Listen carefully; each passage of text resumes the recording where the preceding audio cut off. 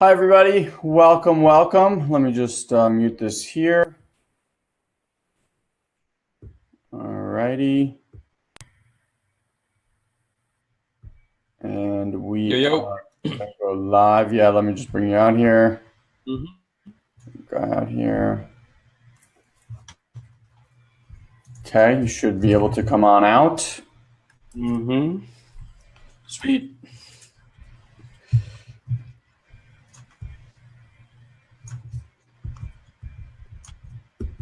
All right, everyone. Come on in. Say hi. Happy Monday. What's up, Jazz? What's up, Darren? Welcome to the show. Show. Show.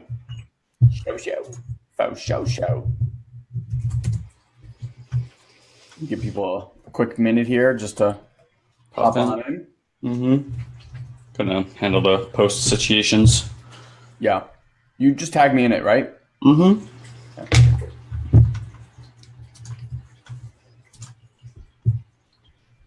Make this smaller here. All right, guys, we'll start here in just a minute or so.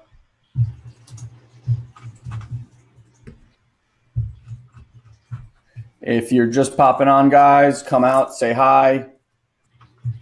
Let's start this week off right.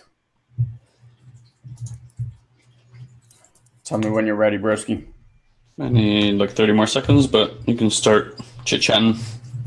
Chit-chatting? Tell me Mm-hmm. when you're ready, bro. Just, yeah, mute that on your end.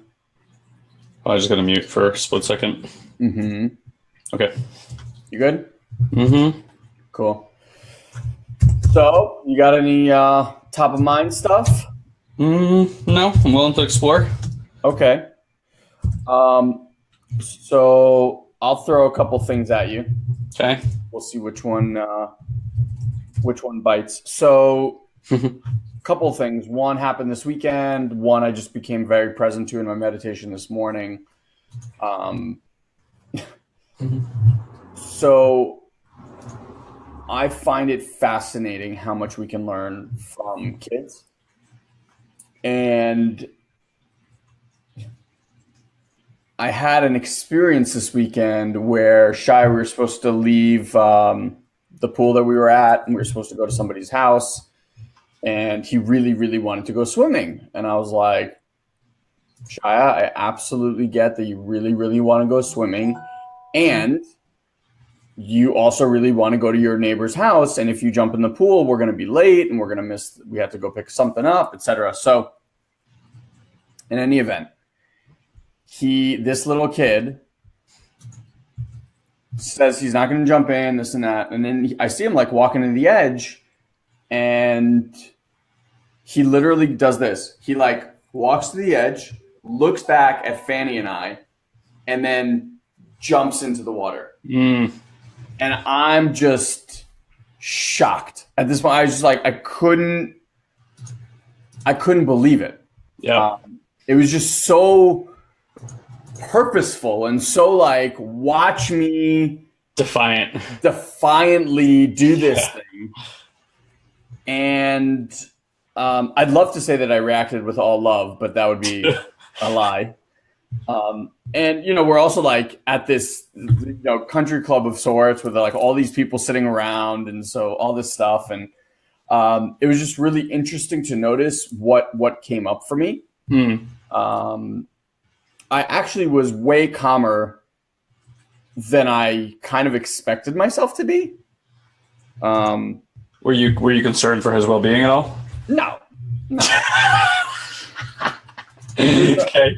I mean, first of all, he can swim. Yeah. By the way, he passed his deep water test at the club. So cool. It was very cool. Like the day before. He could tread water and do all that stuff. Yeah, so you tread water for like a minute and a half. He did it for like a minute, and then he just kept going for another 30 seconds as like a bonus. And he swam across the pool 4 times. So in any event, he jumps in, and like the look in his eye as he was doing it was so like, fuck you, I'm just going to do this, and I don't care what you say. And so as soon as he got out, I didn't yell. I was kind of very calm. I really thought I was kind of expecting a lot more Alex Ferdman coming out. Yeah. I just told him flat out. I was like, look, you made a choice. You knew that you weren't. We just had this discussion. You told me you weren't going to go in the pool.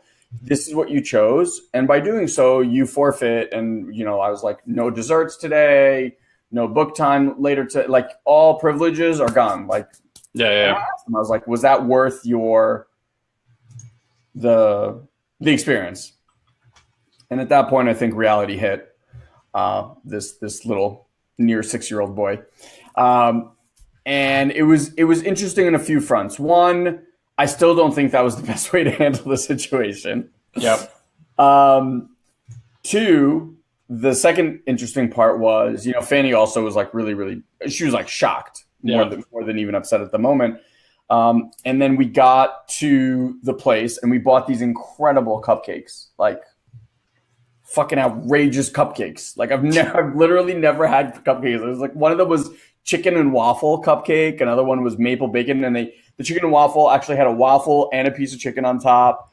The maple bacon had like 2 pancakes with bacon. It was just like amazing things.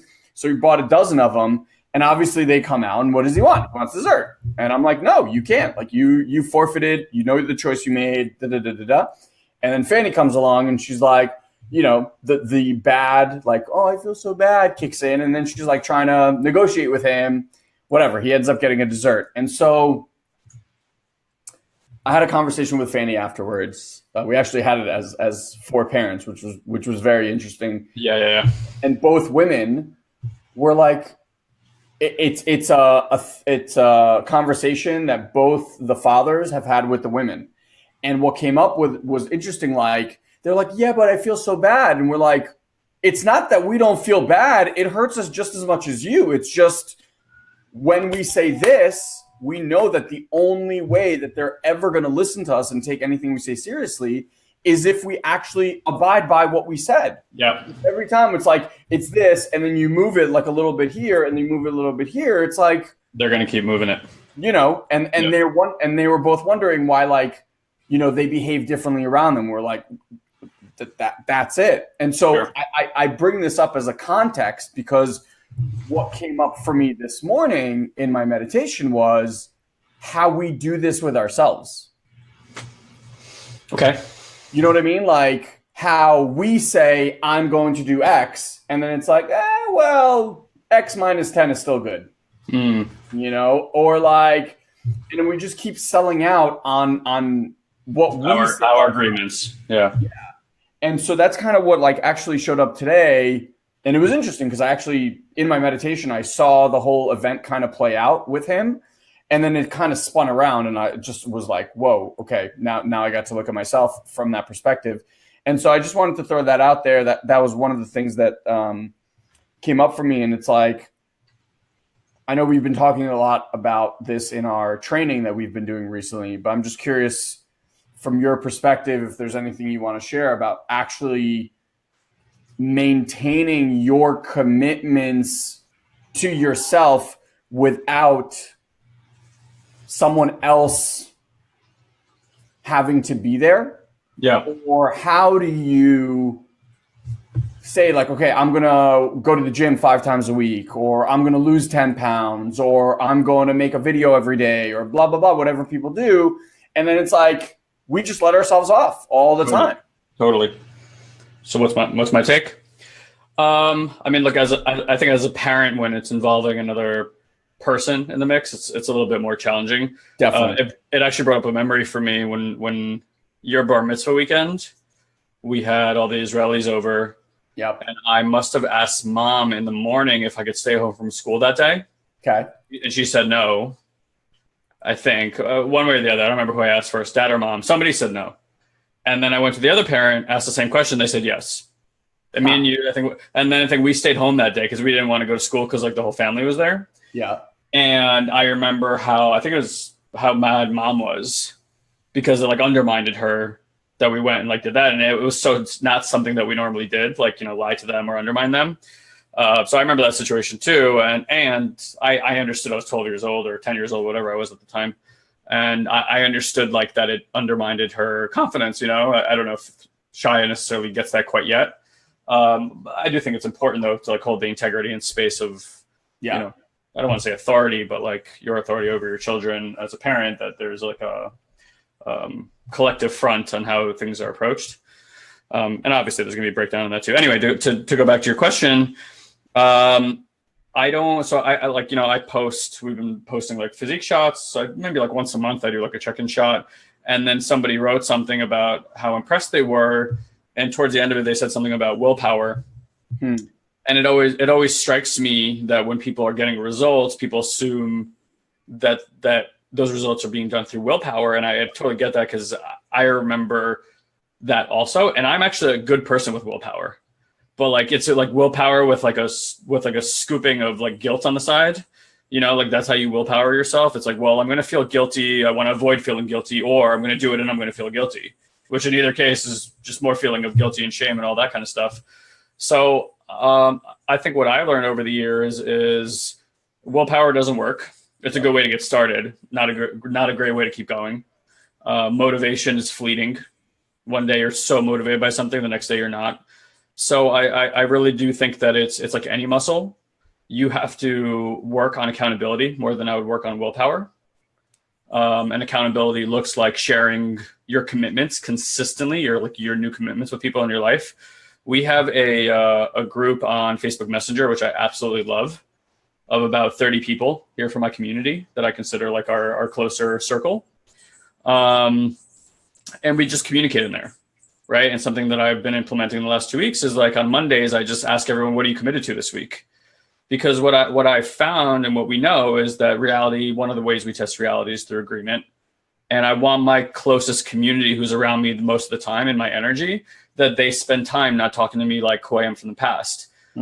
Like something I've realized with the family now, that's a challenge. I had a really good conversation with mom on Saturday morning about this, is that like one of the challenges as you like move away from each other, and like you guys too are transitioning right now into that like different type of communication space. And I know she's challenged right away, because it's like before where it was just a given. Now it's like something you really have to focus on and create all the time, because you're not in each other's space, and how there starts being a breakdown in feeling of closeness and being known by your family.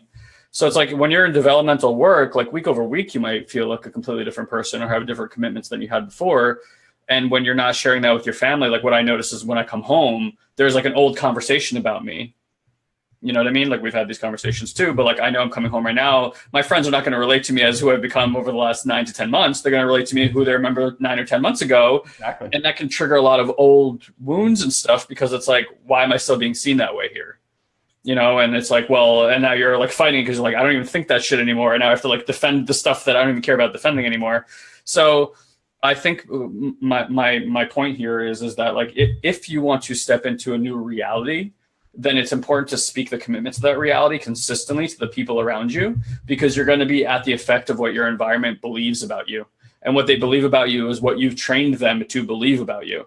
Yeah. So, and then most of us train our environment, but then we're like at odds and at war with that environment because we're so unconscious of our identity, and our identity is actually looking to get triggered all the time. So it's like, being conscious of like how you trigger yourself and other people through your identity.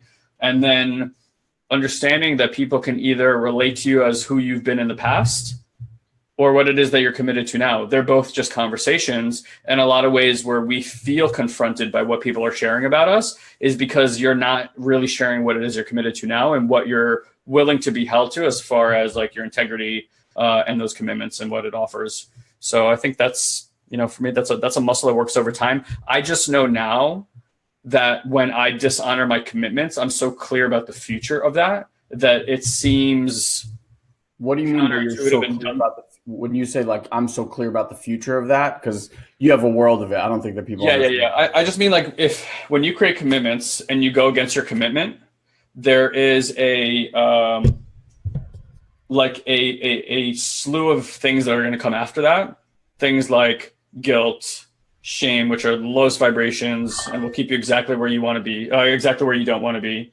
And then there's your integrity and other people's listening. So you're losing listening and other people's listening, which means you're actually losing personal power. You're losing personal belief in yourself, right? So it's like these dominoes that start falling when you dishonor commitments. And it's like, okay, would I rather honor my commitment or deal with these dominoes that fell? Now I have to go put integrity back into every single one of these things, my personal power, how I communicate with my friends, how I feel about the situation, re-empower that whole thing and get myself back to basically step one by doing all this extra work, or just honor my fucking commitment and start moving the needle forward. And that's, for me, it's like, I would rather have less work than more work. Yeah. You know? So if you have like a commitment to go to the gym, for instance, like 5 days a week, and you can't tell me that there's not a way that you don't feel about that. Or if you told your friends you're going to start doing that and you don't, there's a different way that your friends start relating to you that, like, all right, they don't honor their commitments, right? Like I have 2 friends that always say they're going to show up somewhere and they never show up on time. I mean, sometimes they just don't show up at all. Other times they show up when everyone's leaving. They're like, hey, where are you guys going? It's like, well, we just got here. It's like, yeah, we've been here for 7 hours when you said you were. And you know, like, that's how I relate to them now, as people who are unreliable and showing up anywhere. So, and that creates a conversation around them. That creates a way that people interact with them. And it's like, if that's important to them, they could go clean that up. But now it's like all this extra fucking work, you know? So that's kind of my take on it. Yeah. So I just want to share something. And again, it's just so interesting how the kids always just show it to you. Mm-hmm.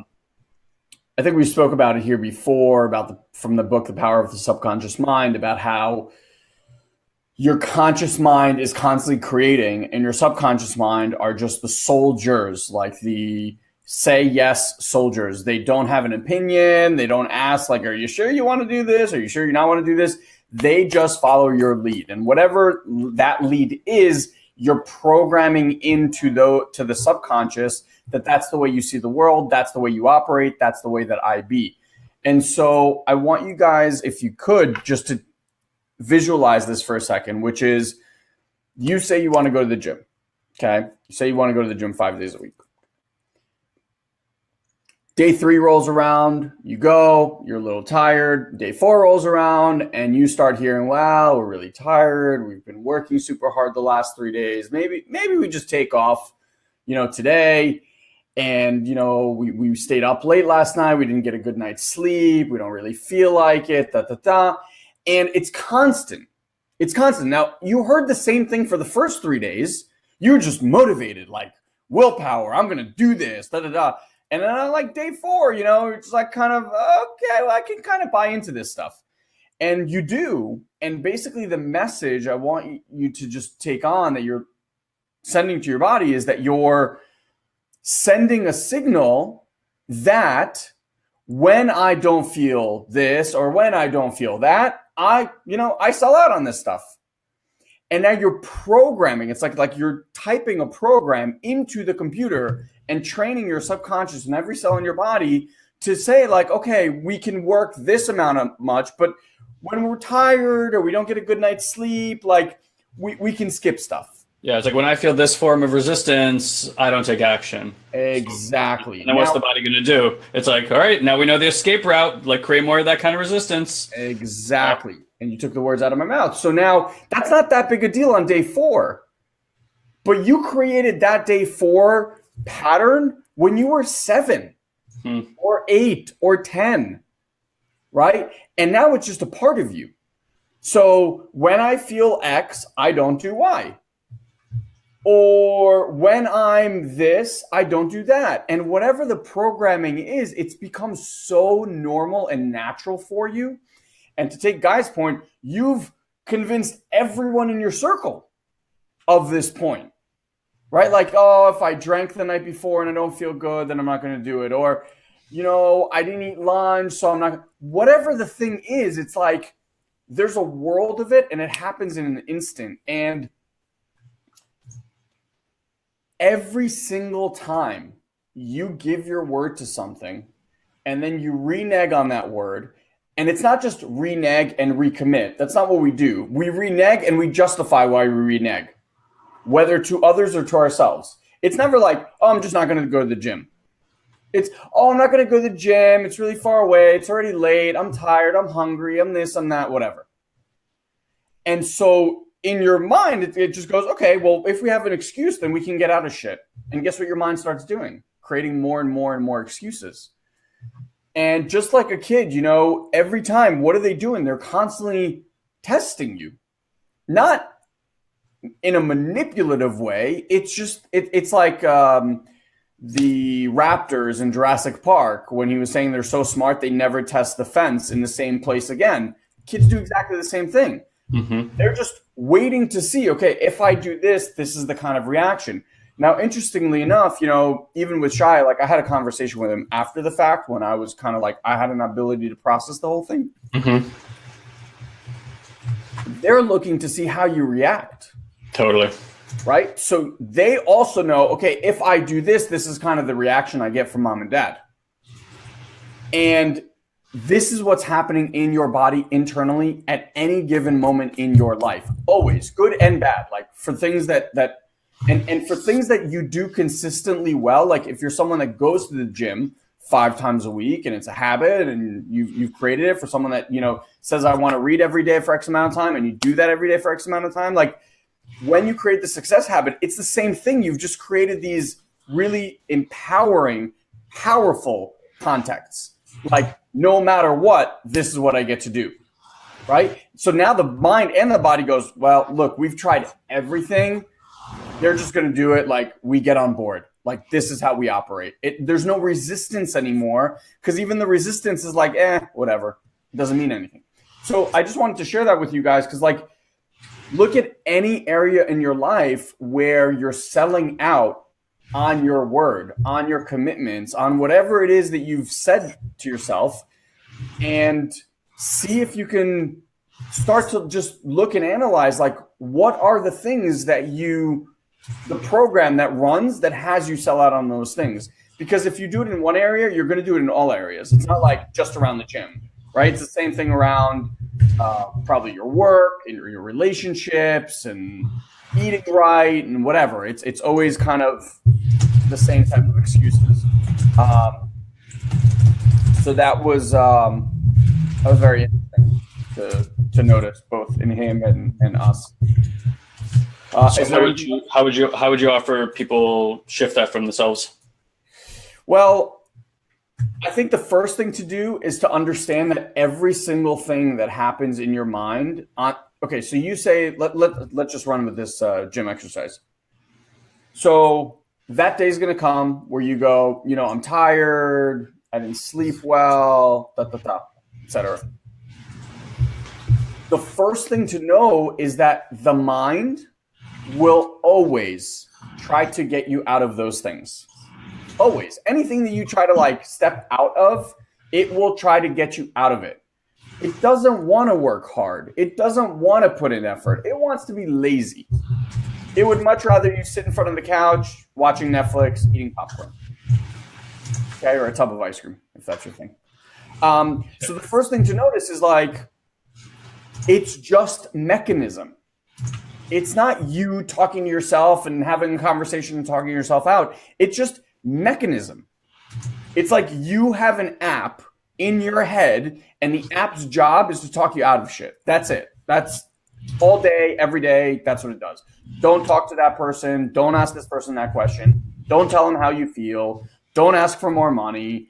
Don't approach this person. Don't do that.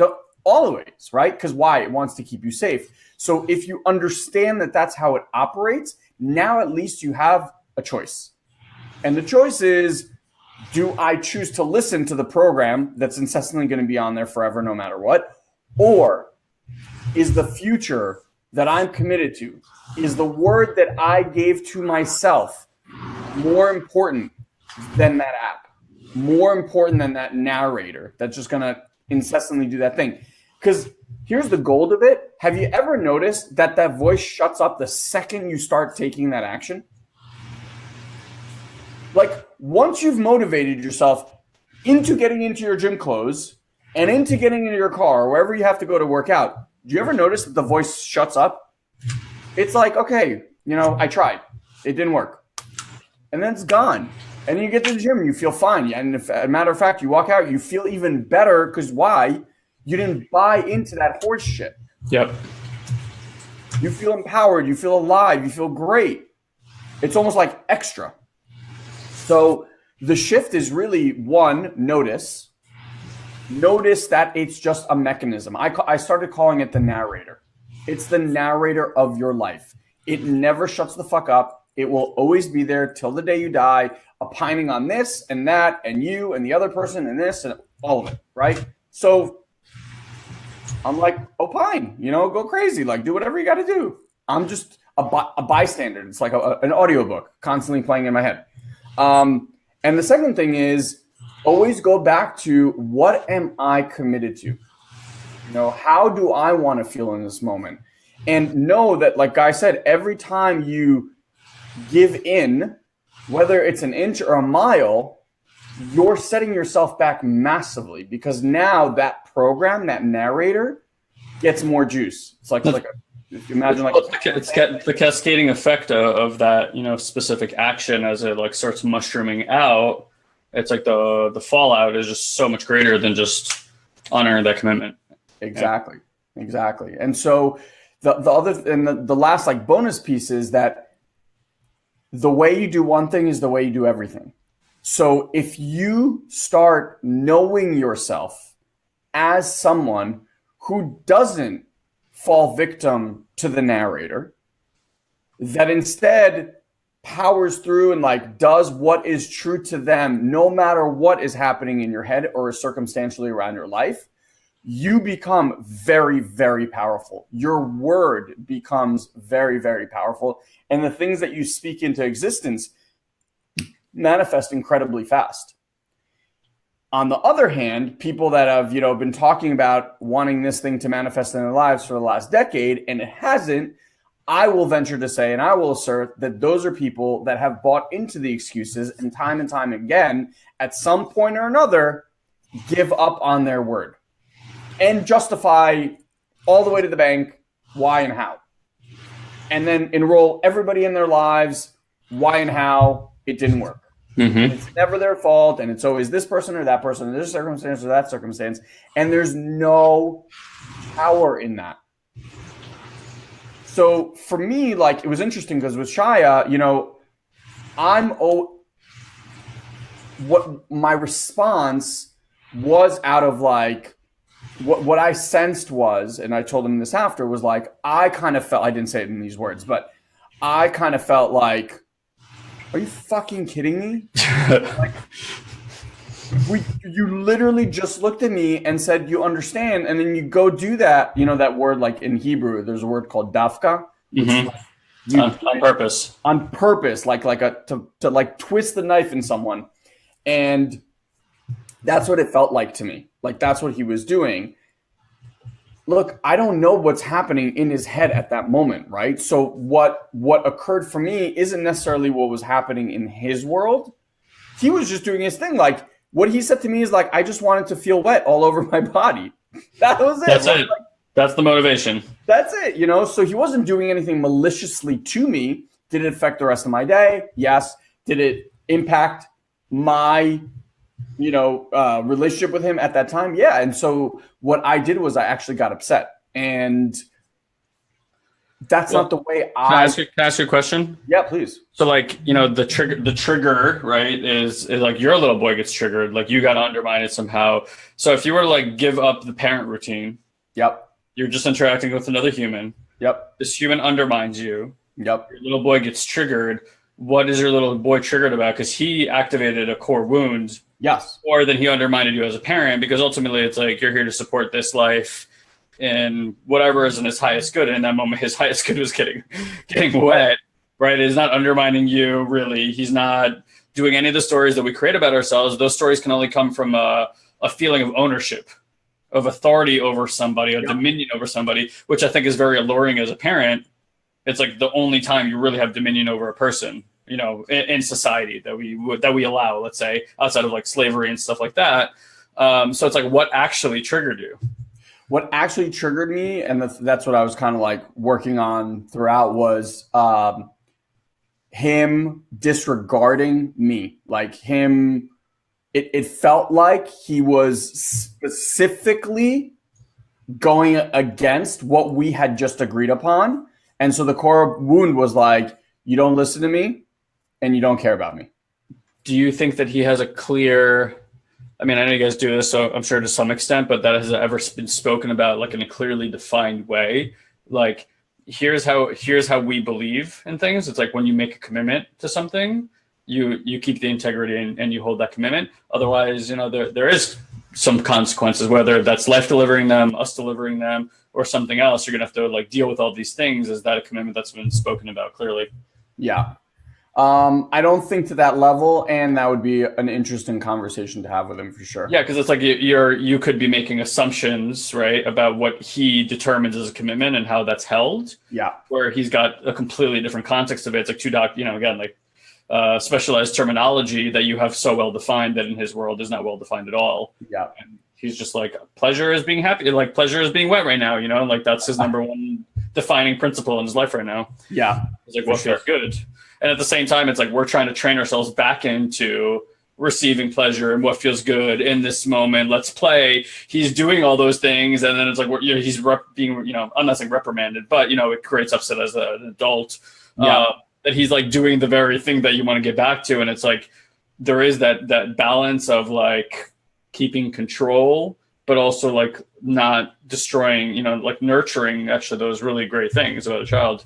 Yeah, I mean, so it's a really, like that's I think the fine balancing act, because at the same time, I've noticed that if you let kids do whatever the heck they feel like doing, it's a very, very difficult relationship. Sure. Like other people don't want to be around them. People definitely don't want to watch them. It's like a whole thing. So yeah, I mean, it's letting them play, I think, within a certain framework that works for everyone.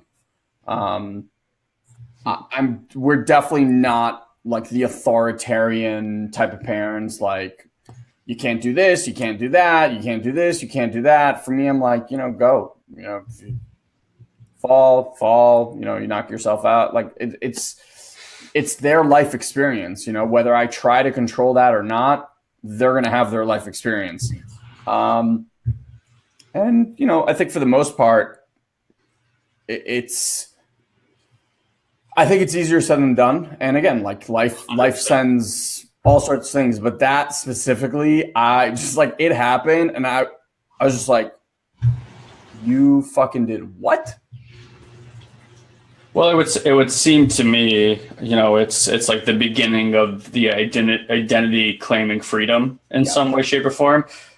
Kids give that away easily because they're relying on you for everything, but you start putting them in environments where they start relying on other people.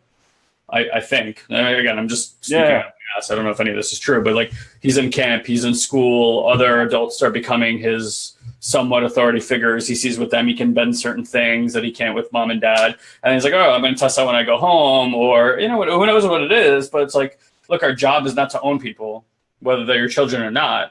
It's to raise them to the best of your capacity and like put them out into the world like every animal does, And it's like, it probably starts a lot earlier than most people think, because we have all these predefined ages where things happen. It's like, all right, when you're 18, you're out of the house, but it's like, biologically speaking, that's probably not true. Yeah. And I'm sure if you go back to ancient civilizations where they were training kids to be warriors and hunters and farmers, that stuff doesn't start when you're like 12. It starts when you're like 4, 5, 6 years old. Yeah. Just like with sports athletes today. And it's like, okay, well then, those skills are going to lead to an identity of freedom, an identity of testing, an identity of exploration. And like, ultimately, I know that's what you want for your son anyway, is to like think for himself. Yep. And not be like, all right, well, I really want to do this. I really want to explore this in my life. And people going, you can't do that. He's like, well, fuck it. I'm going to go explore it anyway. Yeah. There's something beautiful about it for your spirit. It's just not comfortable. What came up for me now, as you're saying all this stuff, is truly, it always boils down to the most important thing, I think, in any relationship, and that's communication. Even in that situation, that's what I told him. I was like, look, we communicated to each other, right? We had an understanding, and then you went and did that thing, even though you had communicated that like this was the understanding. And I think that was the thing that hurt more than anything. It was like you broke the communication. It wasn't like just me saying, don't do this. It was, I like to explain things to them so that they actually understand why, where it's just not like, no, you can't do that. Like, a lot of times people ask like, well, why? And people are like, because I said so. Like I really, if I say that, I'm like, it's interesting. Like, obviously there's a super objective party here without children.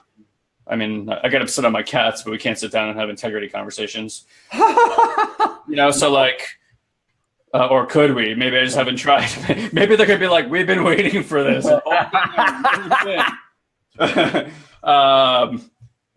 It would be interesting, right? Like, obviously you want to feel what you need to feel. I'm not saying like become a robot about it. Like, getting upset is fine.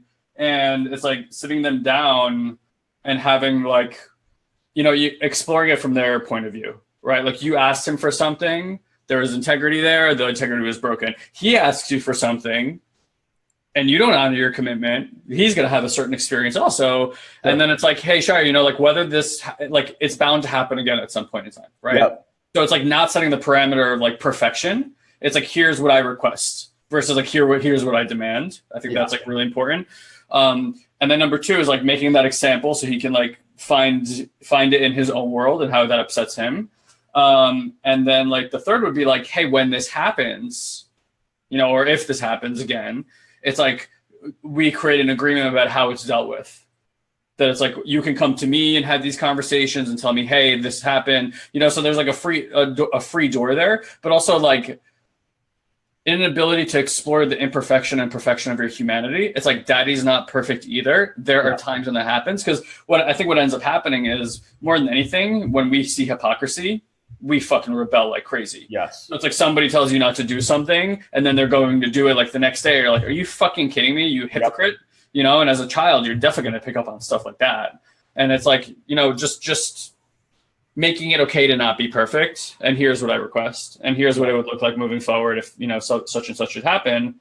And, there could be potential consequences that you're not going to enjoy. Yeah.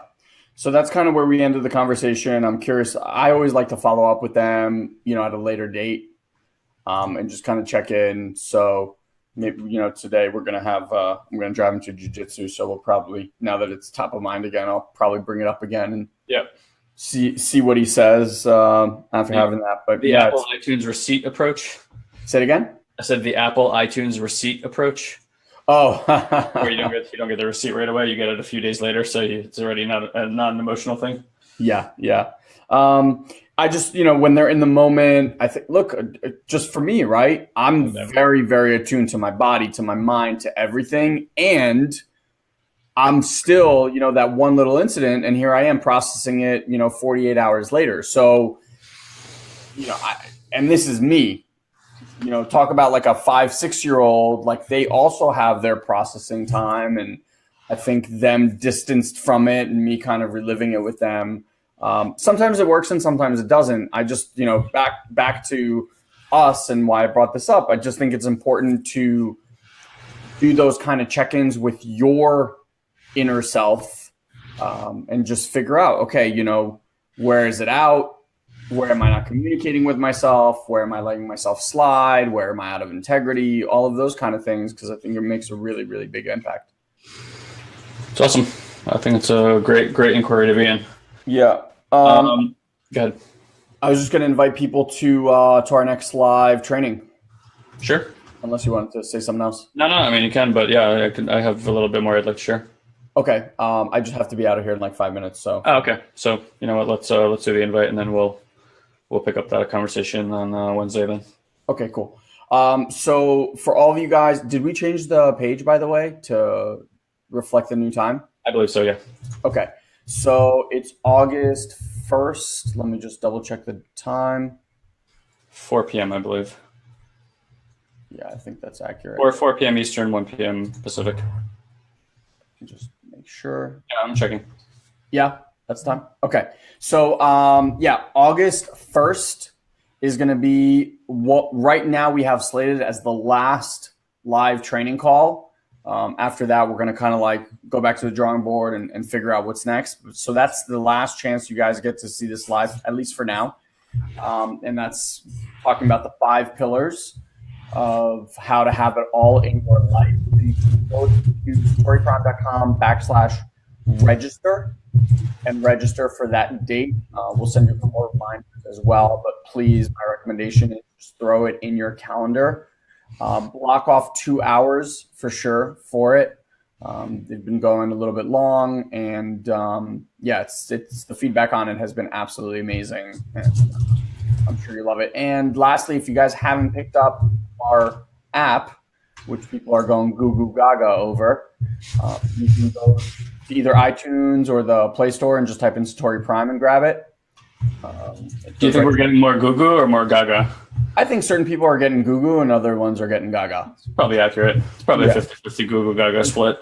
Last I checked, I think it was like 52. I like to think of a 1-to-1 ratio to goo to the ga. Yeah, a goo to ga ratio. Yeah. Well, I think we're a little stronger on the goo than ga. So We're going to have to work on that. Hopefully a few of you guys will be more ga, and we can get this back to balance. Slate this stuff out cleaner.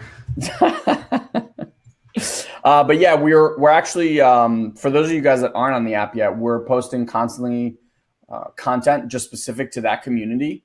So we're able to have conversations there that we don't have on Facebook or anywhere else for that matter. So it's an amazing group of people sharing some incredible things. And yeah, best way to keep track of what's happening in SatoriPrime world for sure. For sure. Anything else? Yeah, I do have a bunch of stuff, but since you're leaving, let's pick it up on Wednesday. Okay. Sounds great. All right, everybody. Love you. Talk Have a good week.